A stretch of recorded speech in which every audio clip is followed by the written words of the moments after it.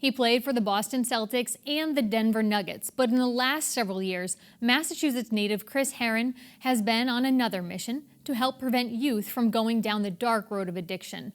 After years of battling addiction to cocaine and heroin, he got clean in 2008, and the former NBA player now shares his story with teens across the country. He recently spoke to students at West Springfield High School, and Carolee McGrath brings us the story. And I do this because I spoke at a school in Chicago where kids want... People would look at you and say, wow, he's so talented. He had all of these gifts. Like, how did you get to that point in your life and get down that road that you went on? It's progressive. It started when I was 13, 14 years old, drinking beers in the woods. As a innocent teenager, having no idea what was coming. I think that's the scariest thing about addiction or alcoholism, that nobody knows who has it. And I for sure didn't know I was one of them. But that's what the beginning looked like for me. And I think when it comes to addiction, I think especially in the climate we're living in today, I think we put way too much focus on the worst day and we forget the first day.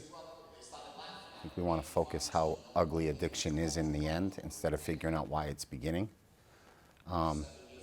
So for me, when it comes to prevention and education, my talk has changed over the years. It's become more about the first day.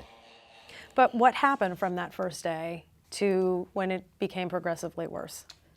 It went in stages. I was drinking in high school, smoking a little marijuana. Went to Boston College and I was introduced to cocaine. That night at 18 years old, I thought I would do it once. I try it, get it over with, never do it again. And that took 14 years to walk away from. 14 years that addiction had me. Tell us a little bit about your recovery. Was there a turning point for you? Because I know that you had gone into rehab more than once. What was it that finally got you to turn around? I think there's multiple incidents that happened along my journey through addiction that led me to that moment. But the final moment for me was when a gentleman in a treatment center suggested that I play dead for my family, that I should move away and let them live.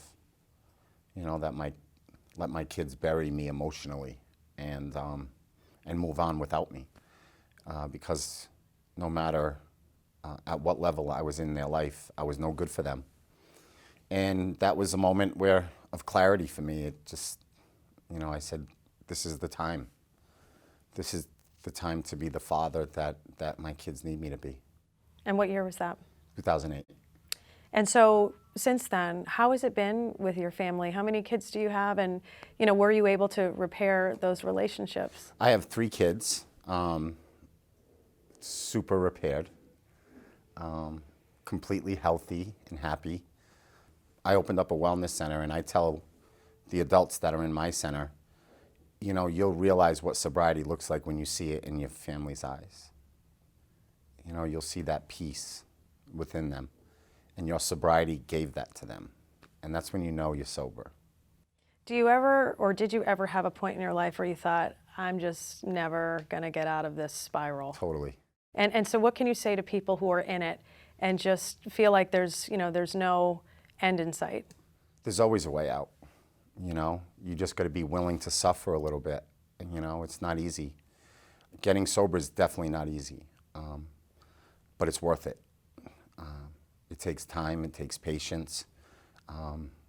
There's going to be highs and lows, but there's no day comparable to living life in sobriety, especially that they lived in addiction.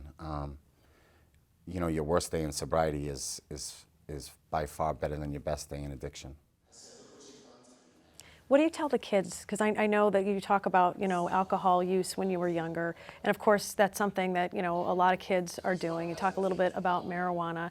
Do you say just stay away from it always, altogether? I mean, how do you instruct them, not to follow in that path? I can't believe we've gotten to a point where we have accepted kids that barely have hair under their arms to drink alcohol. Like, it's just super bizarre to me, you know? But it's not, I mean, I'm not being naive, right? I mean, I'm a mother. No, you're not naive, kids. but unfortunately, as parents and adults and as a society, we've basically given up in a lot of ways. Yeah, because you expect them that they're going to go, certainly when they get to college, oh, of course, you know, they're going to drink, they're going to try things. Right.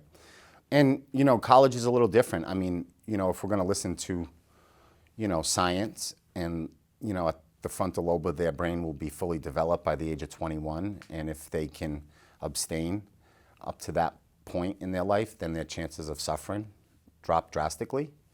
I just don't know why we don't wait. I don't know why we've kind of given up on kids saying, you know, they're teenagers.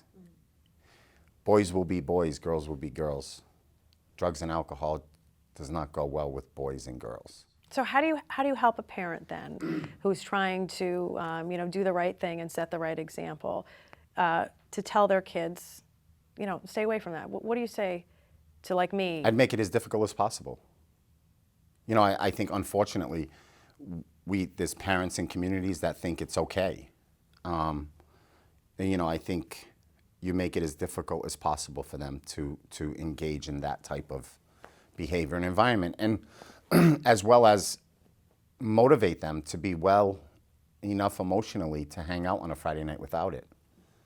You know, like, I got a 16-year-old daughter. I don't want her having to get drunk to stand in a basement. You know, like, the kids she hangs out with, she's known since she was 5. Why do drugs and alcohol have to enter that circle in high school? And right next to that group of kids was a little freshman girl who cried the whole time. You know, my message is no longer about drugs and alcohol. I mean, it's bullying, it's self-worth, it's cutting. I mean, it's all these things that are tied into this message. But yet, I hear some things in front of thousands of kids because kids feel like this is the only chance I'm going to have to say it, and that's not fair.